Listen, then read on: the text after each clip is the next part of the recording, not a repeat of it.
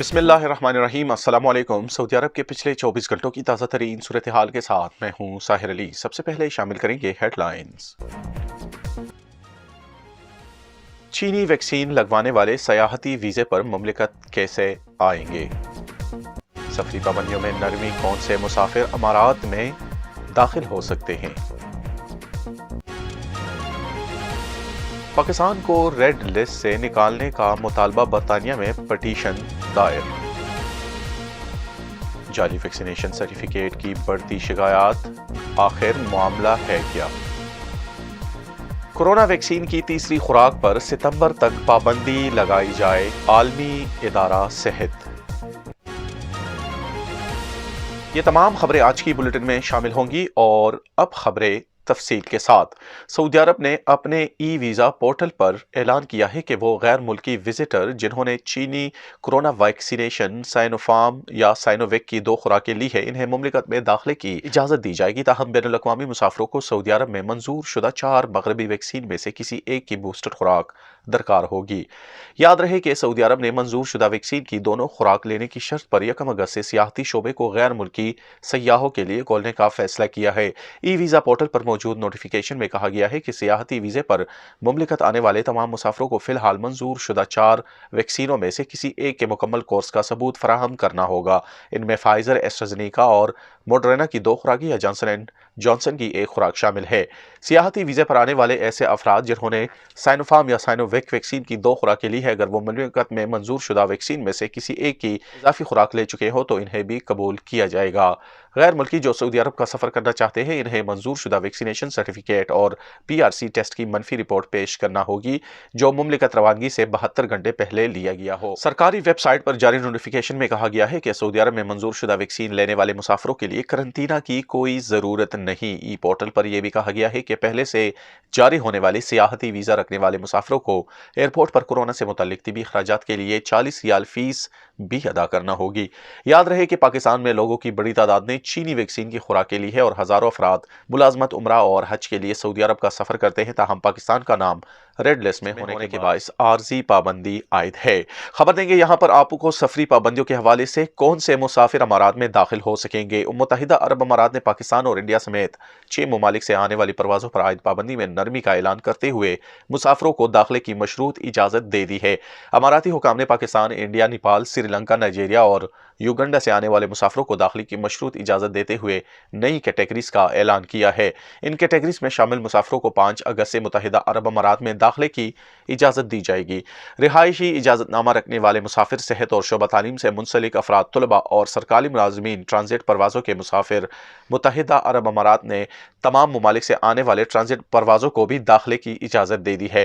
Transit مسافروں سے مراد ایسے مسافر ہیں جو کسی بھی ملک کا سفر کرنے کا ارادہ رکھتے ہوں لیکن ان کی پرواز براستہ متحدہ عرب امارات ہو۔ اماراتی حکام نے اس سے قبل ایسی پروازوں پر بھی پابندی عائد کر رکھی تھی جو کہ اب ہٹا دی گئی ہے۔ پاکستان میں متحدہ عرب امارات کے سفارت خانے کے حکام نے بتایا ہے کہ ٹرانزٹ مسافروں کے طریقہ کار سے متعلق ابھی کچھ چیزیں طے کی جا رہی ہے۔ ابتدائی طور پر 72 گھنٹے قبل کورونا ٹیسٹ کی شرط اور ویکسینیشن سرٹیفکیٹ کی شرط عائد کی گئی ہے، تاہم کسی مخصوص کمپنی کی ویکسین کی شرط عائد نہیں کی گئی ہے۔ خبر دیں گے یہاں پر آپ کو جعلی ویکسینیشن سرٹیفکیٹ کی بڑھتی ہوئی شکایات کے حوالے سے۔ پاکستان میں کورونا وائرس کے کیسز میں اضافے اور ویکسین نہ لگائے جانے پر سختیوں کے بعد جہاں ویکسین لگوانے والوں کی تعداد میں ریکارڈ اضافہ دیکھنے میں آیا ہے، وہیں جعلی سرٹیفکیٹ یا جعلی انٹری کے کیسز بھی سامنے آ رہے ہیں۔ ان واقعات سے نہ صرف دوسرے شہریوں کی صحت کو خطرات لاحق ہو رہے ہیں بلکہ ملک میں جاری سرٹیفکیٹ مشکوک ہونے کے باعث بیرونی ملک سفر کرنے والے پاکستانیوں کے لیے بھی مشکلات پیدا ہو سکتی ہے۔ گزشتہ کئی دنوں سے واٹس ایپ اور سوشل میڈیا کے ذریعے پیسے لے کر جعلی کورونا ویکسینیشن سرٹیفکیٹ کی پیشکش تو سامنے آ ہی رہی تھی، اب ملک بھر سے یہ شکایات بھی سامنے آئی ہے کہ بعض ویکسینیشن سینٹرز پر عملے کی ملی بھگت سے کورونا کی ویکسین کے لیے شہریوں کی رجسٹریشن تو کر دی جاتی ہے، تاہم انہیں ویکسین لگائے بغیر سرٹیفکیٹ بھی مل جاتا ہے۔ اس حوالے سے کراچی، کوئٹہ اور لاہور میں کئی مقدمات بھی درج کیے گئے ہیں اور گرفتاریاں بھی ہوئی ہے، اور اسلام آباد میں بھی ایسے کیسز کا انکشاف ہوا ہے جہاں اسپتال کے عملے کی جانب سے ویکسین لگائے بغیر شہریوں کی سرٹیفکیٹ کے لیے نادرا کے سسٹم میں انٹری کر دی گئی ہے۔ ان کیسز میں شہریوں کی جانب سے اصرار کیا گیا تھا کہ انہیں ویکسین کی سائیڈ افیکٹ سے بچنے کے لیے ویکسین نہیں لگوانی، تاہم فضائی سفر اور موبائل سم بلاک ہونے سے بچنے کے لیے سرٹیفکیٹ کی ضرورت ہے۔ یاد رہے کہ بنگلہ دیش، روس سمیت متعدد ممالک سے جعلی کورونا ویکسین سرٹیفکیٹ کی شکایات رپورٹ ہوئی ہے۔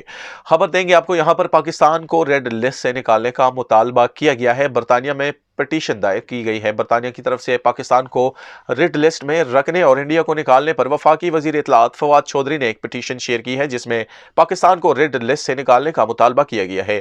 جمعرات کو وفاقی وزیر اطلاعات فواد چودھری نے ایک ٹویٹ کے ذریعے یہ پٹیشن شیئر کرتے ہوئے لکھا ہے کہ پٹیشن پاکستان کو سفر کی ریڈ لسٹ سے ہٹایا جائے۔ برطانیہ میں دائر کی گئی ایک پٹیشن میں پاکستان کو ریڈ لسٹ سے ہٹانے کا مطالبہ کیا گیا ہے۔ اس پٹیشن پر ووٹ کا حق صرف برطانیہ میں مقیم پاکستانیوں کو ہے اور اب اس پر 60,000 سے زائد لوگوں نے الیکٹرانک دستخط بھی کیے ہیں۔ دوسری طرف پاکستان میں برطانوی ہائی کمیشن نے کہا ہے کہ ریڈ لسٹ پر نظر ثانی معمول کے مطابق ہو رہی ہے اور ستمبر میں اس پر دوبارہ نظر ثانی کی جائے گی۔ اگر اس پٹیشن پر 1,00,000 افراد دستخط کر دیتے ہیں تو اسے برطانوی پارلیمنٹ میں بحث کے لیے پیش کیا جائے گا۔ پٹیشن میں لکھا ہے کہ پاکستان کو ریڈ لسٹ سے ہٹایا جائے۔ ہزاروں لوگ پاکستان میں پھنسے ہوئے ہیں اور اب فیملیز مالی طور پر پریشان ہیں۔ کوئی براہ راست پرواز مہیا نہیں ہے، گھر آنے میں ہماری مدد کریں۔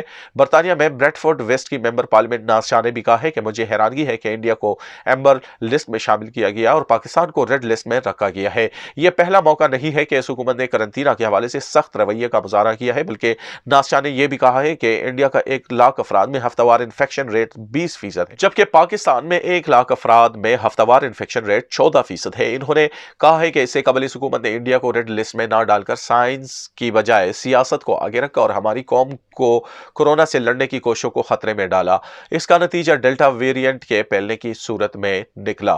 برطانوی ممبر پارلیمنٹ کا مزید کہنا تھا کہ خاندان کئی مہینوں سے ایک دوسرے سے دور رہنے پر مجبور ہے، اسی طرح کے فیصلوں کی اجازت نہیں دی جا سکتی۔ آپ کو یہاں پر بہت بڑی خبر دیں گے، کورونا ویکسین کی تیسری خوراک پر ستمبر تک پابندی لگائی جائے۔ عالمی ادارہ صحت WHO نے کورونا ویکسین کے بوسٹر شاٹس یا تیسری خوراک لگوانے پر رواں سال ستمبر کے آخر تک پابندی کا مطالبہ کیا ہے تاکہ امیر اور غریب ملکوں کے درمیان ویکسین کی تقسیم میں بڑے فرق کو کم سے کم کیا جا سکے۔ فرانسیسی خبر رساں ادارے AFP کے مطابق WHO کے سربراہ ٹیڈروس ایڈہانوم نے کورونا ویکسین کے خوراکیں تقسیم کرنے والے ممالک اور کمپنیوں سے کہا ہے کہ وہ اس امر کو یقینی بنائیں کہ غریب ملکوں کو وبا کے خلاف قوت مدافعت پیدا کرنے والی ویکسین کی زیادہ خوراکیں دی جا سکے۔ ٹیڈروس ایڈہانوم کے مطابق G20 گروپ کے ملکوں کی قیادت کا اس میں اہم کردار ہے، کیونکہ یہی ممالک کورونا ویکسین کے سب سے بڑے پروڈیوسر، صارف اور ڈونرز ہیں۔ انہوں نے کہا کہ یہ کہنا غلط نہ ہوگا کہ کورونا کی وبا کے پھیلاؤ کو روکنے کے اقدامات کا دار و مدار G20 ملکوں کی قیادت پر ہے۔ آج کے لیے سعودی اپڈیٹس میں اتنا ہی۔ اگلی بلیٹن تک اجازت دیجیے۔ اللہ حافظ۔